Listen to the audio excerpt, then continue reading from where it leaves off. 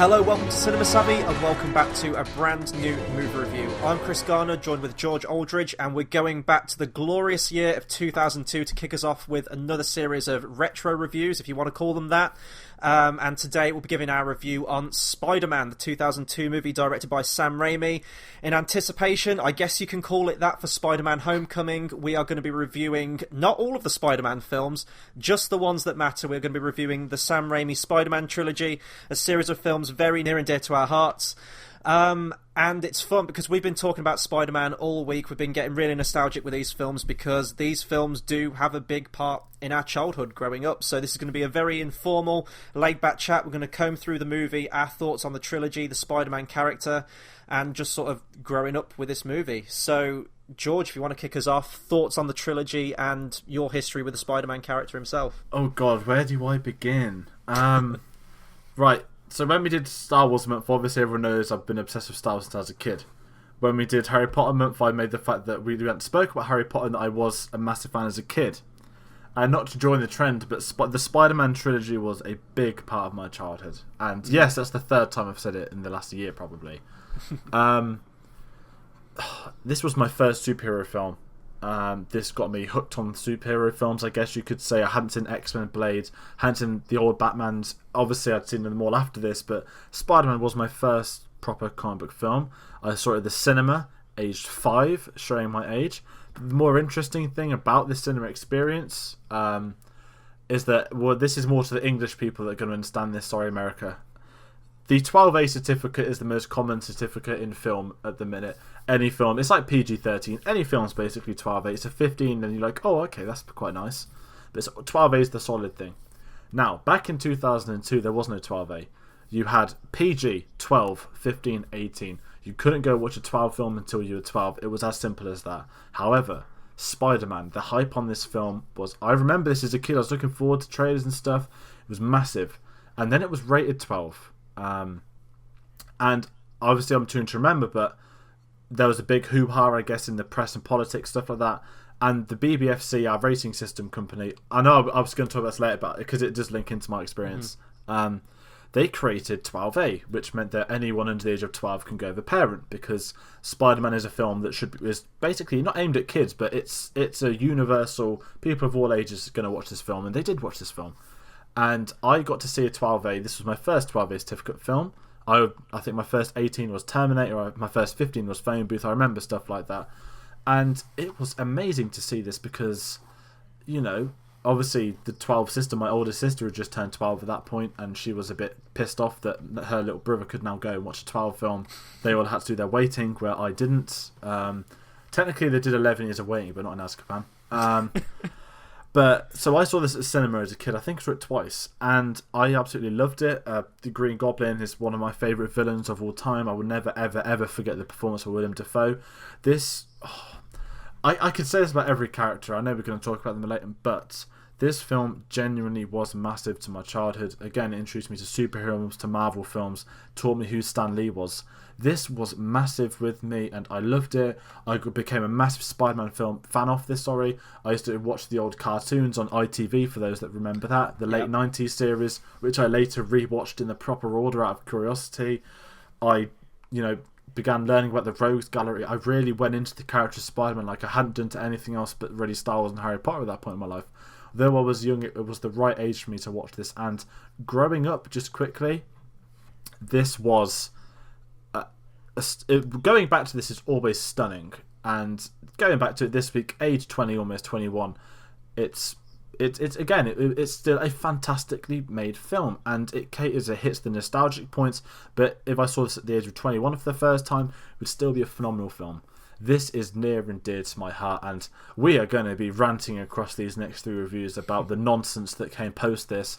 And yes, this review is, I guess, teed up for Spider-Man Homecoming, but I'm just going to be the one that says that Homecoming ain't got shit on this. Yeah, no, absolutely. And we really just wanted to take this opportunity to talk about these films because we have been talking about these films on and off quite a lot of time, mostly down to memes. This is one of like the most meme-worthy trilogy out there. And it's just been fun talking about some Spider-Man. So pretty much like you, for the most part, my entry into the Spider-Man character was really through just seeing the character in the pop culture. The 90s cartoon, absolutely one of the best intros to any cartoon there is. Really definable looks of all the characters, and as you said, like the Rogues Gallery just getting swept up in it. Batman 89 was my first comic book movie that I ever watched, and I think that's why Batman was my favourite character, but right next to it, literally level playing field on Marvel's side of it, was Spider-Man. Always has been, well, until we got Amazing Spider-Man, then I kind of dropped off the hype of it. That says everything that it needs to about that film. But definitely with these films as well, with the video games and everything like that, so much of the Spider-Man character was tied into my childhood, and absolutely loved it. Now, interestingly, I only went to see Spider-Man 3 at the cinema. I never went to see Spider-Man 1 or 2, and it's one of the biggest regrets of my life. So, as you said, around the time 12, you couldn't go and see it until they introduced 12A, and I think that Bourne Identity, that played a role in that too, but it was mostly Spider-Man was the one that was publicised the most. And I remember just being absolutely gutted as a kid. Like, I wanted to go see Spider-Man and I couldn't. I thought they introduced the 12A thing really quite late into its cinema release, and then I think they re-released it 2 months after its initial release so that kids could then go and see it, but for some reason I didn't get the memo about that, didn't get to see it in theatres, so I got this on DVD, and I actually think that Spider-Man 1 was probably one of the first DVDs that I ever bought. It's got really kind of a bog-standard DVD menu.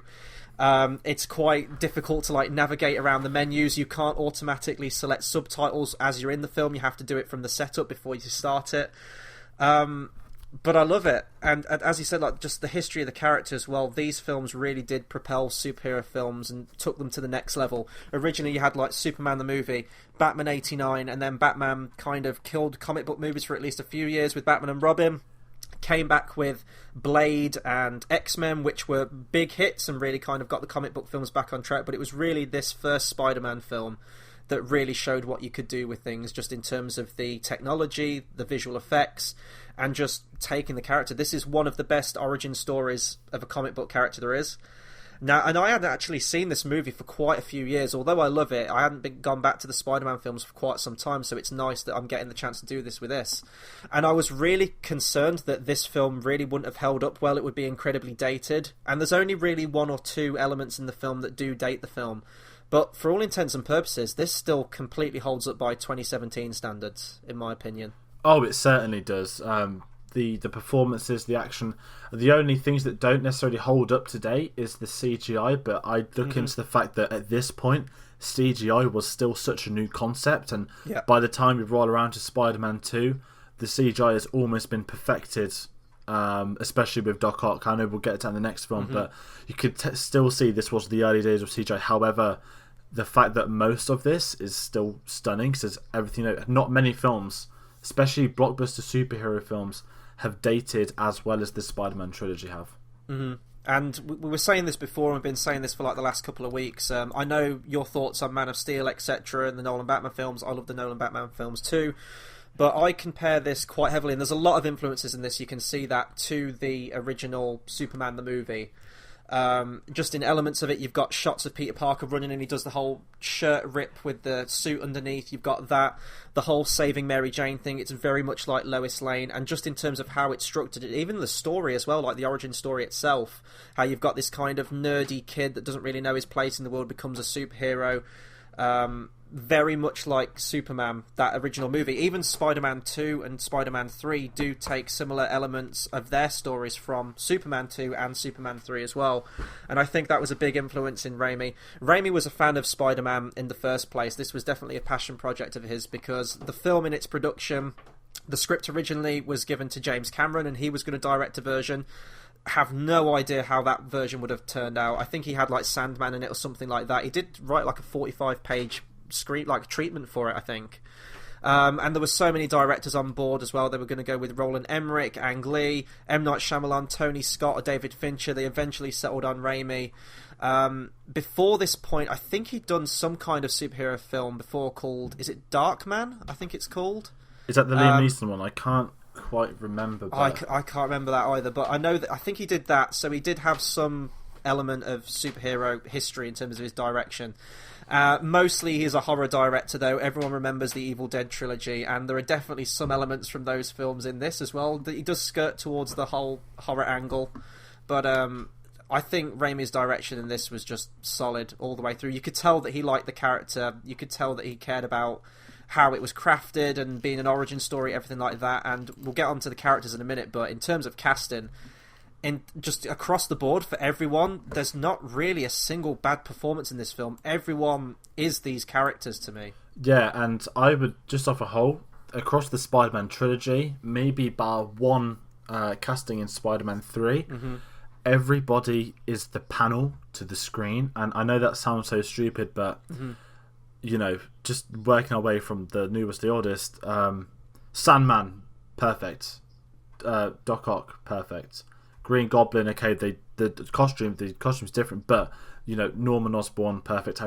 Aunt May, Uncle Ben, J. Jonah Jameson, Betty Brant, you know, everyone in these films is their comic book counterpart, but it's not like they're chucked in because they look like them. They actually become these characters through good performances each. Even if it's limited for a couple of scenes, you see that character in them. And sometimes they're so good you don't unsee that. And I know people have their criticisms of Tobey Maguire, but to me, he is Peter Parker.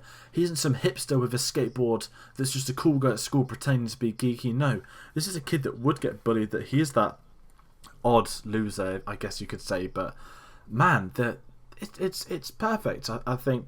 And as far as establishing, obviously it wasn't a genre. Back then it was, okay, oh my god, there's a comic book film. Nowadays, looking back as its own genre, you really see the stepping stones begin with this Spider-Man film. Yeah, and going back to like the old superhero comparisons as well, like everyone has their favourite Batman. Everyone has their, this is my version of this character. And Tobey Maguire is that to me. I did like Andrew Garfield, but I get what you mean. He was kind of that poser-like character. And Tom Holland's fine for the role he's in, but I think it's just down to that attachment I have to these films that Tobey Maguire's always going to be my favourite. But you're right, he does capture that really nerdy, unsure of himself, always beset upon kind of character. And even, I guess, in terms of the action as well, because a lot of the part of the Spider-Man character is the whole, you know, wisecracking and everything like that. And I think out of the character, those are the areas that perhaps he doesn't sell as well, because I don't think he has the charisma behind him. But you don't really care in those scenes, because Spider-Man's such a great character anyway. You're seeing him come to life on screen, and Tobey Maguire more than makes up for it as his portrayal of Peter Parker. He's always going to be my favourite Spider-Man. I don't think that's ever going to change. I really like all the way through the trilogy, actually. And I know he has his funny like expressions and things like that, but you know, it's all part of it, because these films inherently, they are quite tongue-in-cheek. They are, you know, they are cheesy in some aspects, and that all wraps up into the film and just makes it for what it is. On the flip side, if someone's like a hardcore Spider-Man fan, like grew up with the comic books, knows all the lore, I can understand a lot of the decisions in these films that would piss you off. I mean, I'm like that with Batman, so I completely get it. Don't get me wrong, like especially when we get to Spider-Man 3, that's a different review for a different time. If you have problems with this franchise and how it handles its characters or certain plot elements, I understand it, but it's really not a problem to me, because I think that if you look at them just purely entertaining films, just a fun superhero flick, these are definitely a cut above the rest. Easily, and they still hold up, which is the key thing. But off the comic stuff, the main complaint is Tobey Maguire, and there are other things, and yes, we'll get to Spider-Man 3.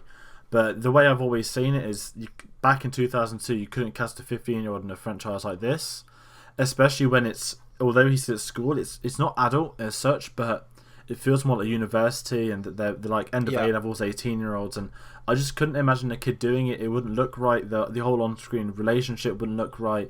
Him fighting bad guys wouldn't look right, especially when this is more sort of physical fighting than what we will see in the new films, but that's a different conversation. But there are some things that would piss people off. However, I still feel that you go read the comics and then you think of that Spider-Man character, they can moan saying, oh yeah, he might not be as cocky as Spider-Man, but you know what? He looks like Spider-Man, and none of the other ones do. That's the main thing. You know, he's not wearing a leotard with bright coloured things to shine at night. with a giant quiff that apparently is perfect underneath it, or he hasn't got moving CGI eyes. You know, it's just none of that. It's the Spider-Man costume from the comics coming on screen perfectly, and they're in a situation where they can't compete with that anymore. But okay, the elephant in the room, I guess, is the Green Goblin design, but I will always say that the day they attempt that Green Goblin design is going to be one of the worst mistakes in cinema history, because it physically will never ever work in a live action film being taken seriously. It will end up like Batman and Robin.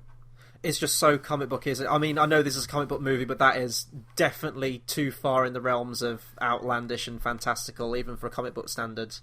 But going back to the Spider-Man suit, I think even Sony know at this point, no matter what they do, they're not going to be able to top this suit design. This is Spider-Man. This is the iconic look. You've got the embossed webbing over the costume, the eyes, as you said, no CGI eyes. You don't need it. It is Spider-Man every time you see it, and the newer suits, it feels like they're always, even with the films in general, it always feels like they're having to try and do something new now to distance themselves from this, and it's just a hopeless attempt because this completely nailed it. You brought up Green Goblin, so I guess we'll get onto it. A hero's only as good as his villain, and oh my god, the villain is so good in this film. Willem Dafoe as Norman Osborn, Green Goblin. Perfection. Perfect casting. Willem Dafoe. I'd say Willem Dafoe's more creepy in this outside of the costume than he is in the Green Goblin suit. He's just having the time of his life in this thing, whether he's doing the split personality thing, perfectly portrays it. His facial expressions as well, like that grin that he does, the grin that everyone knows and loves from this film. He's amazing. Now, the Green Goblin's design itself, it's perfectly serviceable for this film. Don't have a problem with it. They did actually, if you look at like the behind the scenes of this, they did have like this animatronic mask, which I think you can, I don't know which featurette it is, but it looks amazing. It looks so Evil Dead. You've got like the glazed over white contact lenses, this really creepy face, and it looks a lot more like the classic Goblin design. Now, I don't know if that would have been a mask he wears over the top or whatever, but the angle they go with it in this film is that they try to make it as realistic as they can by saying that it's this kind of military suit that he's trying to sell to the military. But it's a ridiculous concept. I mean, does the helmet come with it? Did he make the helmet after? Like, this suit and just everything in general, you completely don't buy it, but because it's a cheesy film, because it's a comic book film, you don't really question it. You just kind of go with it and run with it. As a kid, as a 5-year-old watching cinema, the suit was beautiful, and I wanted my own one day. It looks amazing. Like, if I was going to be a terrorist on a glider, I'd literally want it like that. There's no other way of saying it. Even the pumpkin bombs were redone to match that, and it felt amazing. You know, they had the orange that matched it. It's cheesy, and that's the point of it. You know, the whole "I surrender" lines, but that's what these films are. You know, comic books. They're not Nolan's dark and gritty. They're not Avengers. People taking the piss 24/7. They're a bit of both. It's cheesy, it's serious, it's whatever a comic book issue wants to be. It depends who's writing it.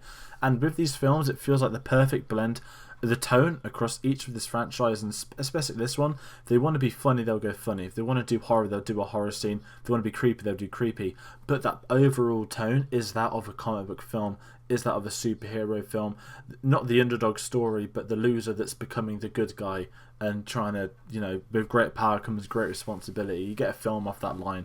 And the Green Goblin, like, the performance is outstanding. Willem Dafoe, people always talk about Platoon or other films. To me as a kid, this guy is the Green Goblin, who will never be anything but Green Goblin. Even in John Wick 1, oh look, it's the Green Goblin. Like, okay, I understand why he's mates with John Wick. He's the fucking Green Goblin. It's just, I love him. And what I love even more is that Willem Dafoe is clearly having the time of his life, and that's quite perfectly the reason why he comes back in the second and third films. Seeing them little things, we'll get to them in each film, but that's just that bonus that makes it even more amazing that legacy continue, because it's such a stunning performance. And yes, there are other fantastic villain performances in this trilogy, but to me, Green Goblin is my one. He's my he's one of my favorite villains of all time. He's one of my favorite comic book characters of all time. But the whole story arc of, he basically wanted Peter to be his son, not Harry. He's disappointed by Harry. All of that stuff, it connects so well. And I think the credit comes down to the screenplay and the direction of Sam Raimi, because it would have been so easy to have a boring two-dimensional villain that's got nothing to do with it. Vulture looks amazing. That Homecoming's now, but I've got a bad feeling that he could just be another Marvel villain that he's just a villain for the sake of it. But with this, we get the villain origin, we understand why he's become the villain, and we get them crucial tie-ins to the lead characters, which is to why that makes the deeds better or for worse, and that makes all the difference in the world in making a villain memorable. Yeah, and I think often the comparison with Willem Dafoe, especially the suit, people always tend to compare him to a Power Rangers villain, and I can absolutely see that. But one thing after watching this today, which I really thought was kind of awesome, everyone talks about the Dark Knight interrogation scene and the Joker speech there, how he's saying that the people are going to turn against Batman, they're all going to turn hostile. This movie did that 6 years before. Because you get the rooftop scene with Green Goblin when he gasses Spider-Man, and he has this whole spiel about, eventually they will hate you, join forces, everything like that, become what I am. And I mean, I remember that scene obviously, but listening to the dialogue more, and especially because we've had so many other comic book movies in the future, I was picking out these little bits that have now come up in more popular superhero films than this one. But the whole motivation with Green Goblin in that scene, when he says, join me, it's a classic villain trope. I'm not hung up on it because it's a comic book, but it's what would they do? You've got a guy in a military suit on a glider, and then you've got a guy who's a spider. Would you destroy the world? What's the end goal here? Is it to steal money? Is it to just cause chaos? It was kind of weird watching it again, but I don't mind because the performances really just carry this movie, and you kind of just get swept up in the action. That's fine. You talked about the whole tone of this film, though, in that, if it wants to be a horror, it will do that. If it wants to be campy, it will do that. Its heart's always in the right place in this film, always to character, whether it be with Uncle Ben, Aunt May, or just the surrounding comic relief characters. But romance plays a big part in this film as well, so we'll move on to Mary Jane Watson, played by Kirsten Dunst. Often cited as one of the weakest points in this trilogy, I would say, based on reviews. But in this first movie, I really don't have a problem with her. She does kind of serve that role of damsel in distress quite a lot of the film, but I like the romance. I like how it blossoms in that she's next door neighbour. Peter Parker hears the family domestic that goes on. She's living in a troubled home, and then they talk about their dreams. She wants to be an actress. He wants to get in photography, and the connection feels genuine. Because even by the end of this movie, there's not really a full-on romance established. There's a connection there, and she kind of clocks on at the end that he probably is Spider-Man when she remembers the kiss. But I like where this film leaves that relationship, and I like how it builds in this first movie. Yeah, the relationship with this, it's she's criticised. Most people criticise her of the trilogy, which is very unfair. Especially after rewatching them again recently, she is playing the damsel in distress, the very stereotype. But you know what? It's more than just a screaming lady, and she screams a lot in these films. I'm not going to lie about that. But there is a story to her, especially with the family. She wants to do better. You've got that brilliant scene where she's talking about living the dream, and she's a waitress, and she doesn't like that.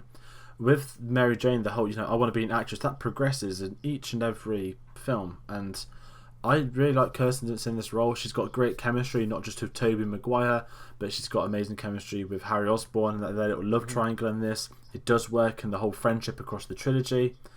I understand the hate to it, but I think, again, if you go and look at a lot of these other films nowadays, that it's not as bad as people are saying. As a whole, I mean, I'm going to talk about a lot more in Spider-Man 3, but the reason some of the bad stuff from these trilogies gets talked about more than others is because these films were coming out during periods where there wasn't 6 or 7 of these films a year. It was just the one, and that's what stuck with people. You hadn't forgot it in 3 months' time because you had to carry on with that for another year or two until the next one. And that is a big difference with this because, if you think about, okay, top of your head, who's the best damsel in distress in a superhero film? Oh, Jesus. Lois Lane, maybe. Well, yeah, you're a super... I don't know. Or her just in the sense that it should come towards the top of most people's... Oh, definitely. Top 3, easily. Exactly. Probably number 2. Whereas then if you said, who's the damsel in distress in Thor, you're like, Natalie Portman. You think of it eventually, but with this, you know exactly what you're going to get.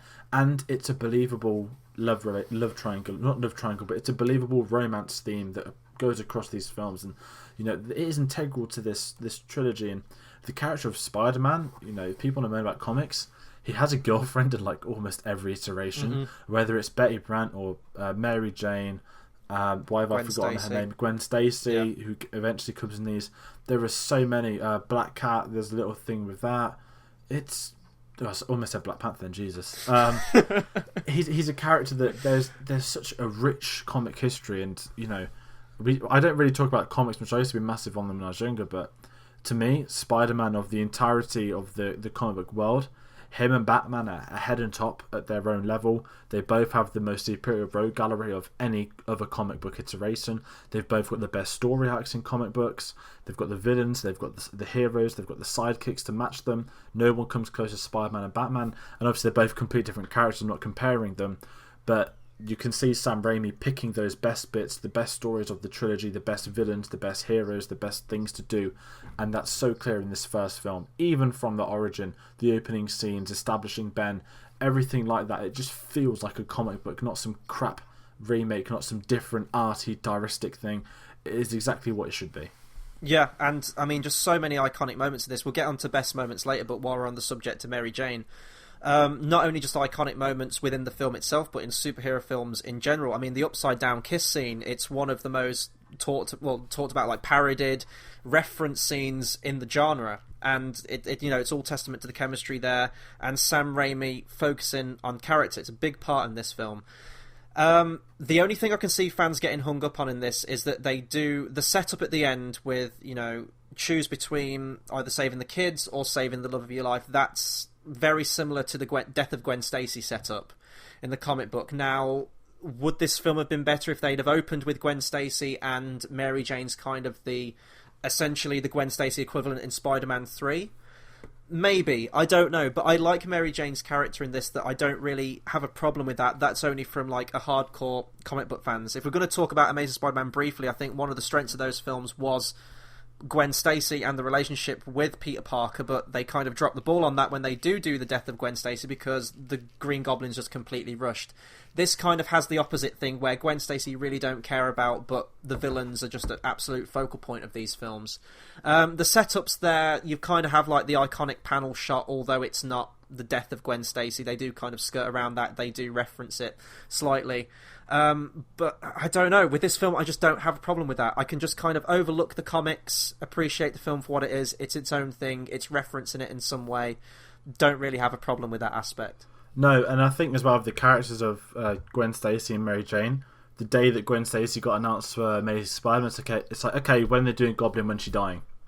It's a story that's done, whereas Mary Jane, I think, if I'm trying to remember my Spider-Man history, there's no outright death like that. I think there's some like weird story towards like the end of the original Spider-Man runs where she died in like a plane accident with his child or some. It was basically like 30-40 years after these comics had started. Really, it was just an odd one. But doesn't Spider-Man like sell his soul to Mephisto, the devil, or something, and try and get her back that way? It's really ridiculous. It's just really weird. But Gwen Stacy's famous for dying. If you actually look at her relationship with Peter Parker, it's incredibly boring. It's just, okay, Gwen Stacy's the one that died. Whereas to me, not just because of this film, but over the comics, Mary Jane really is the love interest of Peter Parker. Mm-hmm. Yeah, and I mean, if we're going off that with like the whole love triangle thing you were talking about as well, so we'll go to Harry Osborn now, James Franco. God, there's a lot of characters in this film. We'll get through it as quick as we can. But what I like about this and what makes the impact in Spider-Man 3 so much more is that this is such a believable friendship right from the first frame that these two characters are on screen together, Tobey Maguire and James Franco. They immediately cement that these are friends, they come from very different family, and I like the dynamic they set up between that. He's not really the favoured son, Harry Osborn, to Norman Osborn. Norman Osborn puts a lot of focus on Peter Parker, takes an interest in his future, his career, not so much his son, which is very interesting when we get to the eventual thing leading into the sequels with Harry Osborn's character arc throughout these films. I just think that's really fascinating, as well as because you have the whole Ben Parker thing. Spider-Man doesn't really have a father figure, and he almost looks up to Norman Osborn as a father figure in this movie, which makes the alter ego of Spider-Man versus the Goblin, just the whole characterization there is perfectly cemented, and Harry Osborn really is an integral part in these films. In the comics in general, again, another failing of Amazing Spider-Man 2, where they kind of have to backpedal and rush out a friendship in the first scene. It just doesn't work. It needs to be something that's organic, that's built like the relationship between Mary Jane Watson. The friendship with Harry Osborn is crucial to these films, and done fantastically, I think. Yeah, I mean, and also this is James Franco before the Stoner days, before them days. He's just a young kid, and you can tell he's just like a geeky loser, the same with Peter Parker. They work well together from that opening scene You've got the clear, Norman Osborn saying you've dropped out of every private school I've ever sent you to. Everything's set in place, and when he meets Peter eventually later, he offers him a job. And, he says, "I want to work my own way up to that. Thank you very much." And he's like, "I respect that about you." And obviously, it doesn't happen in this film, but obviously Harry just inherits the company at the end of it. Mm-hmm. But it's a great triangle. That there's the love triangle. It's an odd one. It's hinted at the start, and it happens in the film, but it kind of just disappears in the second film. Rightfully so, because to me it is one of the weak points, because we always knew that he would eventually get to her, but then it does tie into Norman killing them at the end, I guess. Not killing them, but attempting to with the whole finale. But the Harry stuff's great in these. It's about a believable friendship. He needs that, and nothing epitomises more in that second film when it's the birthday party for Peter Parker, and it's literally just Aunt May, Harry, and Mary Jane. Mm-hmm. Because in all honesty, who else would there be? This film captures that. Hipster Spider-Man in The Amazing Spider-Man, he's literally just, as if he was at school, he wouldn't get bullied. They just added that stupid backstory into it all. Andrew Garfield is too cool to be bullied, and that whole it's all nonsense, that them films, to be fair. But everything's believable in this. There's nothing artificial. You can tell that in the screen test they just had these young actors trying to connect together, and it's almost not as a direct comparison, but Luke, Leia, and Han Solo. That screen test was integral to that Star Wars franchise and what they became. Harry, Peter, and Mary Jane, that trio is integral to this franchise. Not as much, obviously, as Star Wars, but you can imagine that the screen test all came down to how those three acted within themselves in scenes. Yeah, and James Franco, I think, originally auditioned for the part of Peter Parker, and it wasn't until the screen test where Sam Raimi said, "I think you'd be best suited for Harry Osborn." I think that was a great change. You can tell that Sam Raimi knew what he wanted from his characters and what performances he wanted for these characters as well. So, yeah, I love James Franco in this role. I think he's perfect. And even the side characters as well, we'll brush through these ones slightly quicker. There's some special ones that we want to talk about at the end, which we'll talk in great detail about, I'm sure. But we've got Ben Parker and May Parker, played by the late Cliff Robertson and Rosemary Harris. Really, again, they are the panel characters. They are what you expect them to be. Although I like, was it Teresa? What's the name of the new one playing Aunt May? The one from the wrestler film. Yeah, I mean, she's a fantastic actress, but when I don't want to be attracted to Aunt May, that just confuses me as a viewer. Like, that shouldn't happen. So I think the age that they got for the aunt and uncle in this works. Cliff Robertson, the heart-to-heart scenes in this film, one of the most quoted lines from the film, "With great power comes great responsibility." That's an arc that carries throughout the entire trilogy. And although he's not in the film all that much, he does play that integral role of the basis of the origin story of Spider-Man. And it's okay to see an origin story in this film because it was the first film of Spider-Man. And then again, Amazing Spider-Man, they tried to redo it and it just doesn't capture the heart that this film did. So I love that dynamic, that bit where he says, "I know I'm not your father," and Peter Parker just snaps at him and says, "Well, stop pretending to be."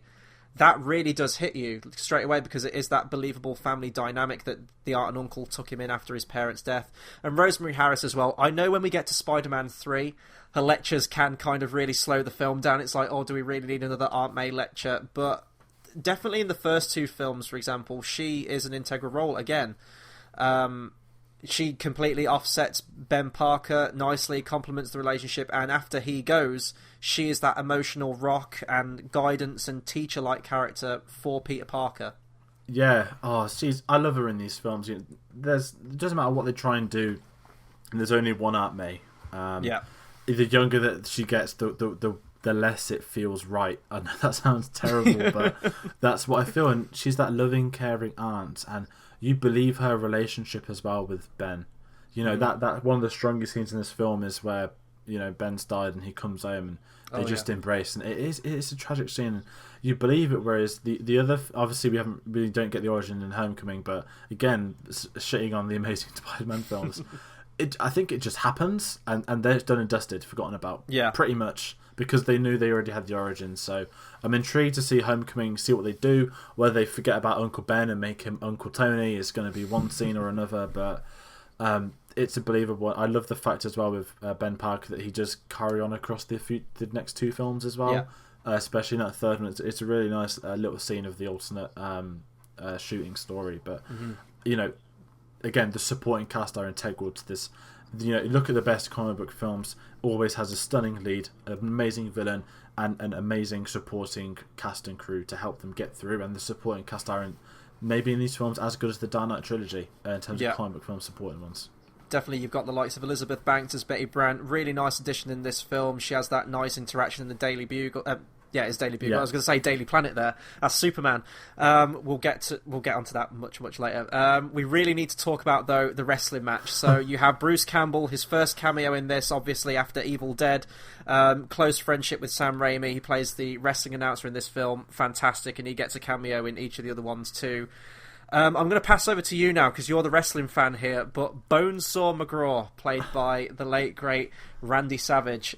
Take it away, you're the wrestling guy. As a kid, I was introduced to wrestling by Spider-Man, not WWE. Boom. Sorry, WWF back then. Yes, the Rockathon, all of this. I knew what wrestling was, but I knew what wrestling was because of Spider-Man. That scene, the cage match, the fans in the crowd, the Flying Dutchman guy with the broken leg screaming.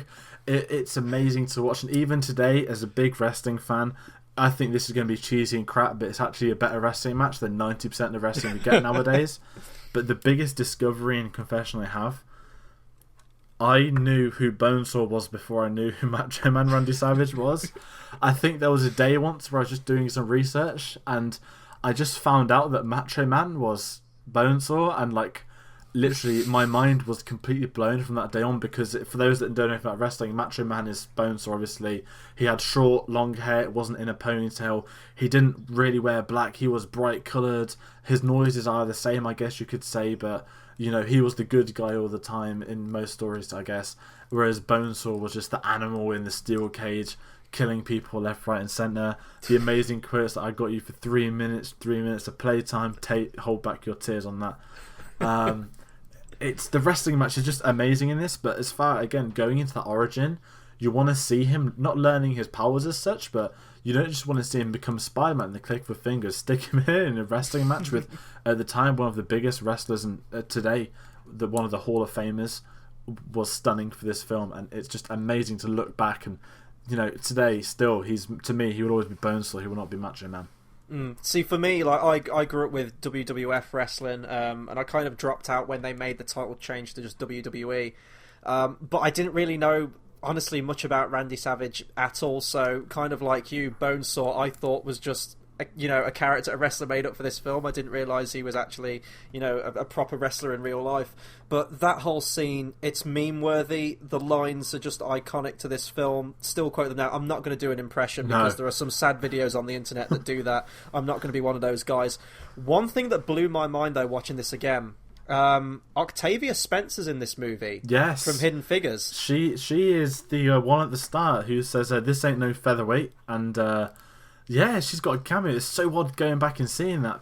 I mean, this must have been like one of the first films she did, right? Because like in the cast, I mean, she's an Oscar-winning actress now, isn't she? I think, isn't she? Or nominated? She's definitely nominated. She might have won one. I think she has won one. But yeah, I couldn't even remember that. Like, I thought it wasn't until I'd seen Hidden Figures, really, that was the first film I've properly seen her in. So watching it again today, I was like, oh shit, that's Octavia Spencer. I didn't know that. And apparently Lucy Lawless as well, Xena Warrior Princess herself, is somewhere in the wrestling scene as well. And she's worked with Sam Raimi now on the continued Ash vs. Evil Dead TV series. So again, that's probably a friendship that was sparked between those two there. But no, it was fun just going back and noticing all these little bits that I've missed over the years. And that's what stood out to me. There's really only one other person we need to talk about now, and we wanted to save him till last because he is without a doubt the best thing in these films. It is one of the greatest acting performances of all time, one of the most inspired casting choices I think I've ever seen. J.K. Simmons as J. Jonah Jameson. There's no words that I can say on this review, on this audio recording, that can do this performance justice. He is the quintessential component of these films. His lines are incredible. The memes are incredible. I used one earlier, which I sent to Tate. It's amazing. I physically can't say anything else. He is straight out of the comic book. He looks exactly like him. He acts exactly like him. And Sony knew they knocked it out of the park with these films because they haven't had the balls to recast him or bring him back in any of the future Spider-Man films. Yep, I believe he was reduced to an email cameo in Spider-Man 2 because they knew if they don't bring him back, no one cares. And, you know, it depresses me that he's now a part of Justice League, because even if he's wearing that top hat, I see him wearing that in Spider-Man 3 during the Sandman scene, you know. And, you know, as much as I've slagged off Homecoming, like, on Message 2, I guess I haven't really spoke about Homecoming officially much on the channel, but I'm not looking forward to it, as you may have guessed. There was still that hope and the fingers crossed that they could recast J.K. Simmons, but, you know, it seems... I mean, he's too young to do photography. He'll probably just do it on Photoshop and send it online over emails like last time, but every time he's on screen, he has the best dialogue, he has the best scenes, but as far as the story goes, he's one of the key components of this entire trilogy. He's leading the hunt against Spider-Man. He hates him from day one. And what he said earlier, the Goblin speech, they will turn against you. The Daily Bugle does that. But not to get into modern day boring political crap, but if you look at all the sort of newspaper, the politics that papers support, different leaders, parties, debates, nonsense like that, you know, you get the dawn of it in this film. That is reiterating that. You know, I think in this where he's slaying off Spider-Man and he says that's slander, and he what's his words like? No, it's like in print it's liable. Yeah, exactly. He's just amazing. And even chucking the cigar out the window, and then it coming onto his desk. But then you get them humour moments where they said you take his pictures, and he was like, no, but he just sends them. Like, even though he's a thug and he takes the piss, he will defend his people. And every time he's in these films, he steals it. And his best one's Spider-Man 2, so we'll get to that. But yeah, in the whole universe of comic book performances, he's up there with Heath Ledger's Joker. This is a guy that you could give him his own film, and I would happily go watch a film, a sitcom of him sitting in his office for a week. Just give me the Office 2.0 with the original Daily Bugle team. Everyone he works with, they all just seem to be having fun around him, and J.K. Simmons is having the time of his life. So they've got, you know, with the new cinematic universe and stuff, they want to do a Venom spin-off, they want to do a Black Cat spin-off. Where's J. Jonah Jameson's spin-off? Like, oh my god, can you imagine? At this point, it's like the Logan equivalent with Hugh Jackman. Like, he is that character. There is no one else I can think of that you could recast. And I know that with a reboot or whatever, if you're rebooting completely, then yeah, you do really have to recast. Although in the James Bond comparison with M, you still had Judi Dench coming back, so maybe they could do, but he's kind of gone to DC now, hasn't he? He's our new Commissioner Gordon, so we'll see how that turns out. But yeah, J.K. Simmons in these films. I love the running gag as well, how his wife's always trying to call him up at work, asking his opinion on stuff, which things, and he's always the cheapskate, trying to go for the cheapest option. It's amazing. I love him. I think the best one is your life's online too, and he's like, thanks, and then what's the other one is your wife called, she lost the checkbook, and it's like, thanks for the good news. He's just, every scene he's in, he just steals it. There's no one better. And, you know, J.K. Simmons, what an absolute man. People speak of Whiplash, and he rightfully did deserve that Oscar. But let's be honest, if you got an hour of him on screen as J.K. Simmons, he would have also won an Oscar. Oh, definitely. We could probably talk for an hour just on this one character alone, but I guess we're going to have to move on now, because we will be getting back to his character in Spider-Man 2, make no mistake of that. So let's get on to the action and CGI in this film. We kind of touched on the CGI a little bit, but I still think it's fine. There's only really some noticeable shots where it's mostly in his original Spider-Man costume when he's in the hoodie, when he climbs up the wall, where it's that kind of uncanny valley effect where it looks really plasticky, kind of like how Neo did in the second Matrix film, Matrix Reloaded, with the 1,000 Agents fight. You do kind of have elements like that. For the most part with the suits, though, they do integrate it really well. For the close-up shots, you do have him in costume. It's really just for the fanciful swinging scenes that they use the CGI. So I don't really have a problem with it. It's really just the few noticeable shots towards the beginning where it does look kind of plasticky. But and that's what I like, because it's practical effects now. In these ones, it's practical effects when he's fighting Goblin. That it's fist fights, and they're real sets. They're real sort of not stills, like props and stuff that are happening on the screen. Whereas, you know, look at the new one off the Homecoming trailers. Is he going to be like CGI in every single action it looks scene? So fake, doesn't it? Like him flying with Iron Man, that's just CGI going in. Whereas with these, you know when it's CGI because you can see it being CGI. It's not that good to not notice it, and that really helps these fight scenes because it feels not more grounded. That's the wrong word, but it just feels more real. You know, when Green Goblin's punching him and beating the shit into him, you can see that and you can feel that, compared to like nowadays where, Even the Amazing Spider-Man 2, like, he just kept... I know he's Spider-Man, he, like, swings on a web and stuff, but you just know it's all CGI, and there's nothing as pathetic as playing that weird song on some electric chimneys, to get into that. But I love the action in this, the CGI. It's got some of the best scenes, and, okay, the CGI hasn't dated that well, but in terms of the action, if this film was made today, then God knows how much more beautiful it would look, but I think CGI would take the charm off these films. Yeah, it's the blend. You need that blend there. Spider-Man Homecoming, Civil War, way too much. Amazing Spider-Man, although it did obviously use CGI Peter Parker here and there, that made a push to go more practical. Now, usually everyone knows on the channel I'm a huge proponent for practical effects if you can do it. And I can understand why the director wanted to do that, but the problem with doing that is that none of the action really wowed me in Amazing Spider-Man. It felt too street level. You need that blend because you need to go all out CGI on those completely crazy stunts that he's doing in the air. And if we're getting on to favourite scenes later on, the closing scene of this film is simply incredible. Just how, like, the effects work in that is amazing. So you do need that blend there. But in terms of the action in this film, and I guess I knew this already, but watching it again, there really isn't all that much in this film. You kind of have... You have your Green Goblin thing at the balcony. That's your first big major action scene. You have a little bit of a fight in the burning building, but not really much of one. And then you kind of just coast until the end with the cable car and the punch up in the... I don't even know where they fight. It's just kind of like bricks piled up, isn't it? And like broken glass and everything like that. But in terms of a Spider-Man movie, in terms of a superhero action movie, there really isn't all that much action. I think Spider-Man 2 got the balance right in terms of how much action's in the film, offset with the character stuff.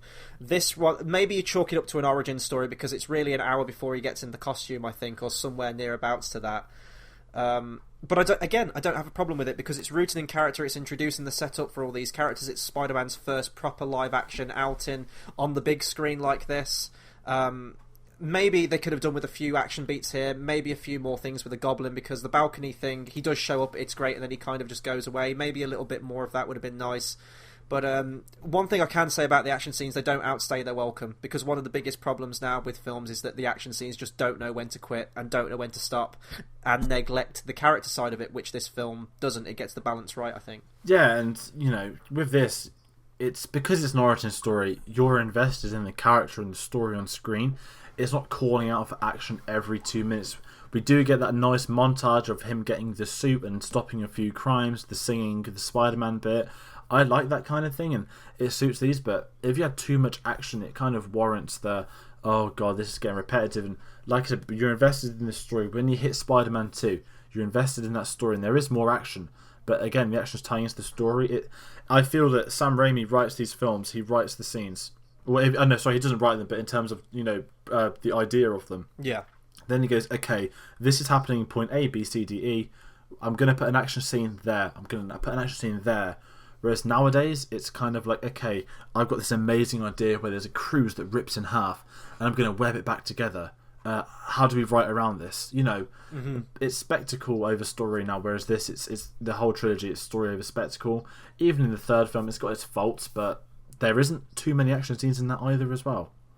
No, how he constructs the action scenes, they're really punctuated, they hit home, and they feel well directed, they feel like they have been planned effectively, they're not just there, it's not style over substance at all. You get everything you want out of this Spider-Man action in these films. I don't have a problem with it at all. That brings us on to the soundtrack of these films. Danny Elfman, this was his first superhero film following Batman Returns. Obviously, he scored the two Tim Burton Batman films.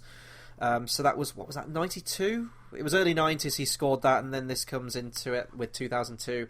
This is one of my favourite superhero soundtracks. The main theme is simply incredible. Danny Elfman definitely knows how to make a main theme for a superhero film. For the most part, unless he's doing Avengers Age of Ultron, I guess, or the Ang Lee Incredible Hulk, so I guess I'd take back everything I just said, but this soundtrack is amazing. When I hear that soundtrack, I still get goosebumps. It brings back my nostalgia. None of the soundtracks have come anywhere close. I love James Horner. He's my favourite composer, but what he did with Spider-Man is just so not memorable to me. He creates themes for Spider-Man. He has the love theme. He has the Green Goblin, and these themes continue throughout all of the films. And that's the kind of soundtracks I like. Leitmotifs, I believe, is the term. It's a theme that's created that's tethered to one character that tends to play more or less every single time that character features on screen in some variation or another, and that's what this soundtrack is. Some of the filler music, if you've listened to a lot of Danny Elfman's scores before, he definitely has a very unique style. Some might argue a very samey style in terms of his composing. Every composer has their own style, but having watched a lot of Tim Burton films, you can hear a lot of the influences from like Edward Scissorhands, for example, even some of the Batman films in terms of his filler music in this film. I think my favourite Spider-Man soundtrack out of all three of them is Christopher Young's one when we get to Spider-Man 3.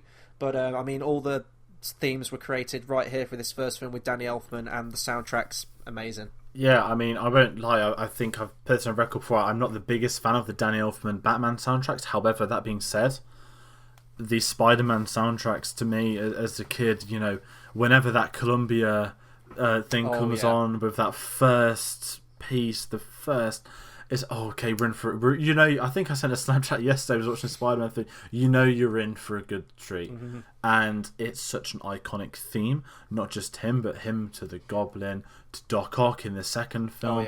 His action, I think I was chatting to you guys where I've spent years, I know it's because I haven't made any effort to do it, but I spent years trying to find that piece of music when Green Goblin first comes in, which they use in the third film, which is actually on this soundtrack on the bridge. It's everything's memorable about these soundtracks. Even when he's like not procrastinating, but the Aunt May, she doesn't have a theme, but she's got her style of music when she's on screen doing her story stuff.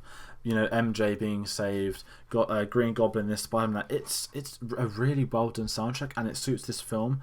And you know, as a fanboy of Hans Zimmer, who's seen him live like 4 times, he did Amazing Spider-Man 2, and there was a collaboration. He did, yeah. I believe was it a collaboration with about 5 people, which is mental when you think about it. But he tried to do a Spider-Man theme, and I'll give him credit for trying, and it was better than Amazing Spider-Man 1, but it wasn't good. However, that film to me came down to Electro. I love that Electro theme. It suited what they were trying to do. Themes are everything, but Spider-Man, he'd had his theme this time. One thing I will say about Homecoming, it's a Michael Giacchino score. I'm very much looking forward to that. It's going to be very hard to top Elfman, but in all honesty, if anyone can do a Spider-Man score that's got a chance, it is Giacchino. So I am excited to listen to the new soundtrack to see what they do. But you know, just my childhood memories of putting the DVD on of that Columbia logo coming up, the the beating stuff. To this day, very few films. It's up there with the Star Wars to me in terms of opening themes. And just like, well, I know I'm banging on about the subject again, but opening titles. The ones to these films, I love the artwork. It's completely comic book style, and as we get into like Spider-Man 2 and Spider-Man 3, it recaps the previous films in the series, and I love that. I really do miss opening title sequences, especially when it comes to superhero films. I think they're a huge part of it, but I mean, this came out in the time and the superhero films before as well, when themes meant something, when the theme could carry the character. It was a nice introduction into it. Now it just feels like, come on, we need to get to the film. Come on, hurry up, guys, let's get on with it. On the flip side with the soundtrack as well, we need to talk about some of the pop songs in there, because if there's going to be anything that dates this film, other than some of the effects work, it's going to be the music in there. So, Macy Gray. Remember Macy Gray? I never knew who she was. I only knew her as being in Spider-Man. I didn't know she was an actual real famous singer until it was literally mentioned to me like a year or 2 ago. She honestly kind of dropped off the face of the earth after this film came out. Like, not long after this film, she had like a couple of one-hit wonders. I'm sure there's going to be someone out there maybe listening to this that's like a die-hard Macy Gray fan that I'm completely offending right now. But yeah, no, that scene definitely does date the film. And then the other one is, oh my god, what's his name? Chad Kroger, I want to say, or Chad Groger. Basically the guy from, oh god, I'm blanking on the name. What's that one band that everyone kind of hates and thinks really cliche? I couldn't tell you, there are so many of them.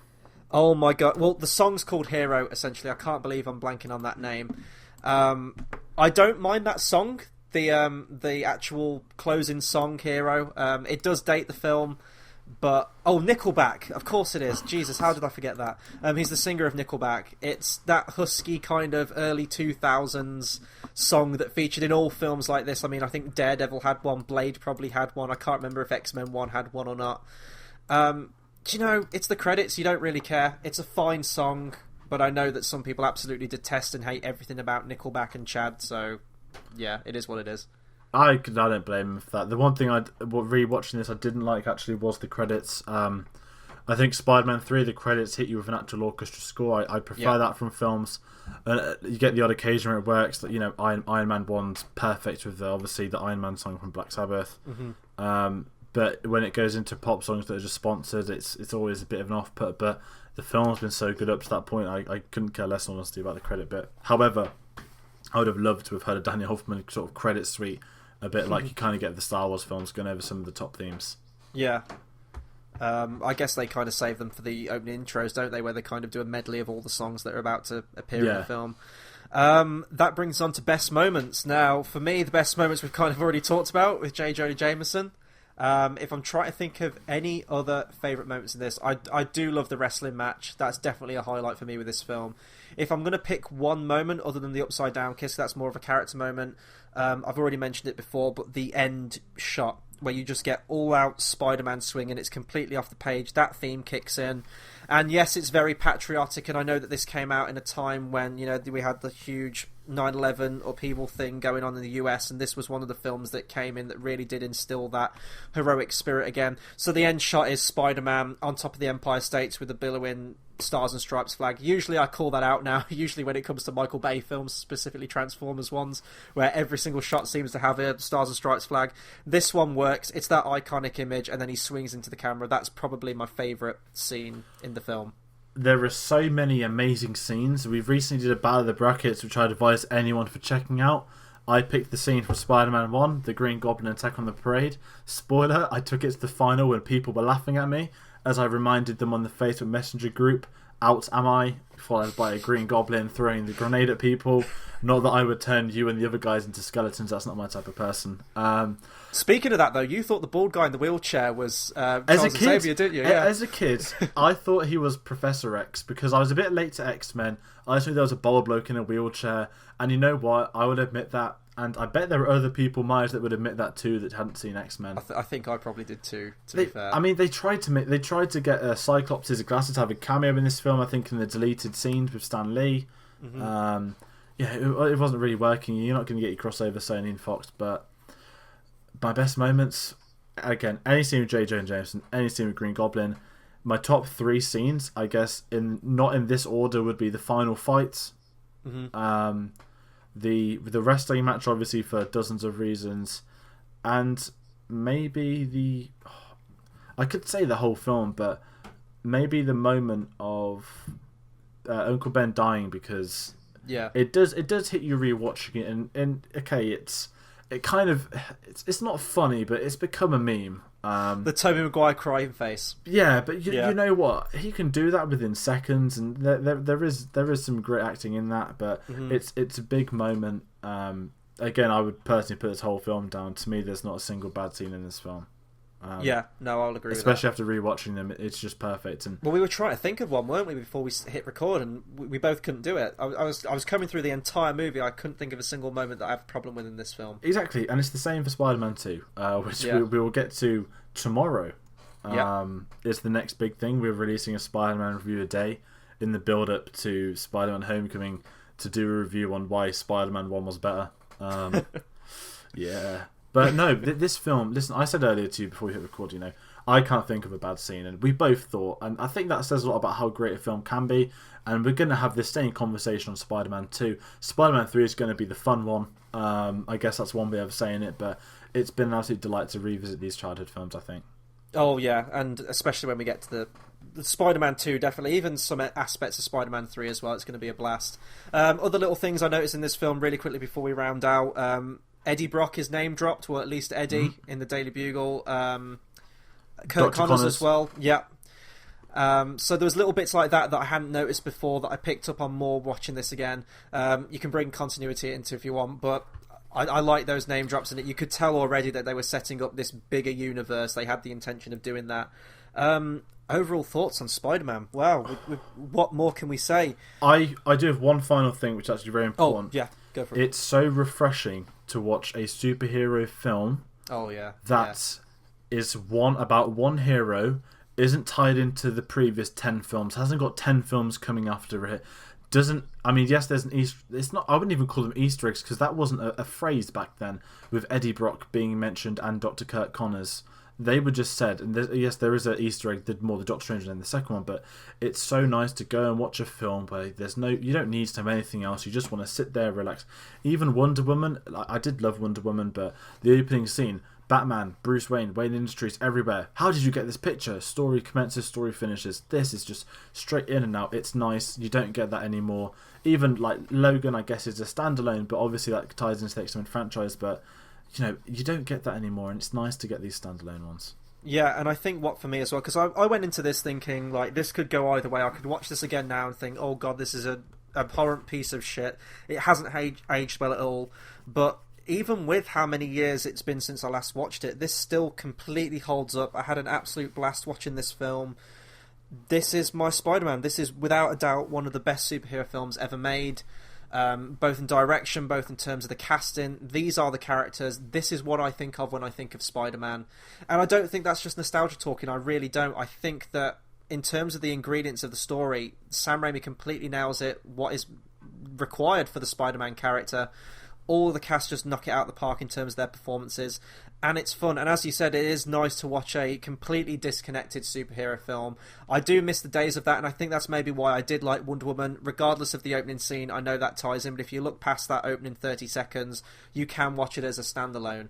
And I really hope at some point superhero films do that, or they kind of make a push to that, or at least we get some here and there that are a standalone one. But no, it was really nice going back to this movie, and I can't wait. I haven't watched it yet. I do need to get and watch Spider-Man 2 for tomorrow. I'll be watching that tomorrow afternoon. That's my favourite one of the trilogy. I think that's the case for most people, so I can't wait until we get to that one. So that'll do it for our review on Spider-Man. Be sure to comment, subscribe, and let us know what you think of this movie. Who's your favourite Spider-Man? Do you completely disagree with our review on this one, or our reviews on Amazing Spider-Man or Civil War, anything like that? Please do get commenting, because we like to get a conversation going with you guys, especially with these films. I'm sure there's people out there that these films are very near and dear to your heart as well. In terms of what's coming up on the channel, as we said, we'll be continuing our reviews on this, and also next week, I think it's next week, isn't it, we'll have our review for Spider-Man Homecoming. That's why we're doing these reviews. So be sure to hit that subscribe button. Also like, comment, rate, all that good stuff. Until the next review, we'll see you guys next time. Thanks for listening.